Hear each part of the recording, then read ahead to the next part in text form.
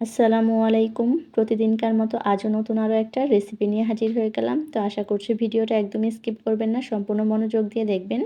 তো আজকে আমি আপনাদের সঙ্গে নতুন একটা রেসিপি শেয়ার করার জন্য হাজির হয়ে গেলাম। আর আজকে আমি আপনাদেরকে তৈরি করে দেখাচ্ছি বাংলাদেশ রেস্টুরেন্ট স্টাইলে চাইনিজ চিকেন নুডলসের রেসিপি। তো আশা করছি ভিডিওটা মনোযোগ সহকারে দেখবেন।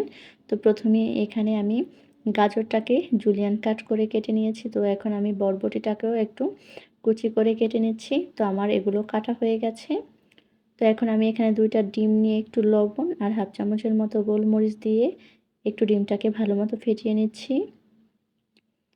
তো ডিমটা কিন্তু আমার ফেটানো হয়ে গেছে। এই পর্যায়ে আমি ডিমটাকে একটু ভেজে নেব। তো এখানে আমি একটা ফ্রাই প্যানে তেল দিয়ে দিলাম প্রায় 1 টেবিল চামচের মতো। তেলটা গরম হয়ে গেলে ডিমটা দিয়ে আমি একদম পুরো ফ্রাই প্যানে ছড়িয়ে নেব, যেরকমটা আপনারা ভিডিওতে দেখতে পাচ্ছেন ঠিক সেরকম। তো আশা করছি আজকে রেসিপিটা রেস্টুরেন্ট থেকেও মজা হবে। তো জেনারেলি আমরা যদি বাড়িতে এরকম সুন্দর একটা রেসিপি তৈরি করতে পারি তাহলে কিন্তু আর রেস্টুরেন্টে গিয়ে খাওয়ার প্রয়োজন পড়ে না। তো আমার ডিমটা হয়ে গেছে, এখন তুলে নিচ্ছি। তো এখন হাতের সাহায্যে আমি একটু রোল করে নিচ্ছি।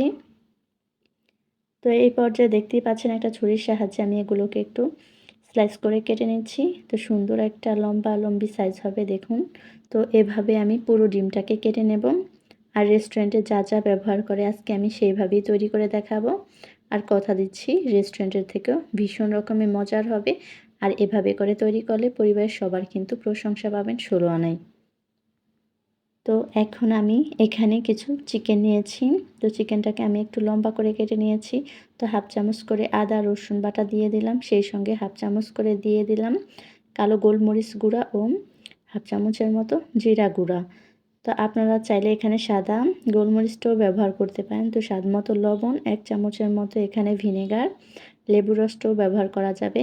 আর 1 চা চামচের মতো সয়া সস দিয়ে আমি চিকেনটাকে একটু মাখিয়ে নিচ্ছি। তো আমি কিন্তু এটাকে ম্যারিনেট করে রাখবো না, এখনই রান্না করে ফেলবো।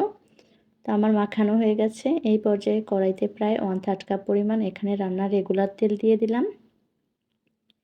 সেই সঙ্গে দিয়ে দিলাম 3 থেকে 4 কোয়া রসুন কুচি। তো সুন্দর একটা অ্যারোমা বের হওয়া পর্যন্ত অপেক্ষা করতেছি। তো যখন সুন্দর একটা অ্যারোমা বের হবে ওই পর্যায়ে আমি ম্যারিনেট করে রাখা চিকেনগুলো এর ভেতরে অ্যাড করে দেব। প্রায় মিনিট 3 আমি হাই হিটে সব কিছুকে একটু ভালো মতো ভেজে নেব। তো ভাজা হয়ে গেলে এই পর্যায়ে অ্যাড করে দিচ্ছি প্রথমেই আমি বরবটি কুচিগুলো। তো এগুলো দিয়েও আমি মিনিট 3 মতো ভেজে নেব। তো চাইনিজ রান্না সবসময় আপনাদের হাই হিটেই ভাজতে হয়। তো হাই হিটেই আমি রান্নাটা করতেছি। তো এখন এখানে আমি গাজরগুলো দিয়ে দিলাম। তো একটু ভালো মতো নেড়ে ছেড়ে এগুলোকেও আমি ভেজে নিচ্ছি। তো ভাজা হয়ে গেলে এই পর্যায়ে অ্যাড করে দিচ্ছি এখানে বড় সাইজের 2টা পেঁয়াজ।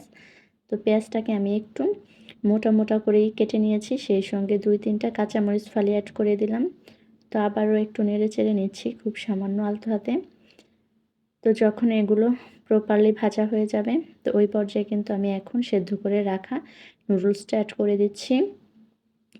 তো এটা কিন্তু ড্রাগন নুডলস। তো এটা সেদ্ধ হতে খুব বেশি একটু সময় লাগে, প্রায় 7 থেকে 8 মিনিট। আর সেই সঙ্গে আমি ফ্রোজেন করা কিছু ক্যাপসিকাম অ্যাড করে দিলাম। তো নুডলসটা যখন আমি সেদ্ধ করেছিলাম তখন একটু তেল আর লবণ দিয়ে সেদ্ধ করে নিয়েছি।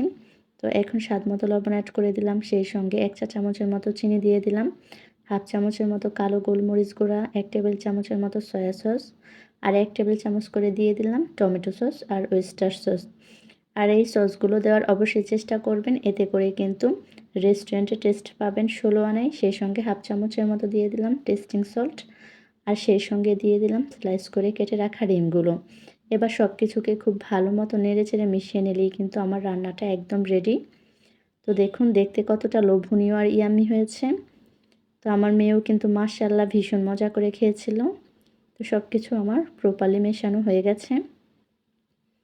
তো এই যে দেখুন আমার চাইনিজ নুডলস একদম রেডি। খেতে খুবই দুর্দান্ত হয়েছিল। তো আমার আজকের আয়োজন এ পর্যন্তই।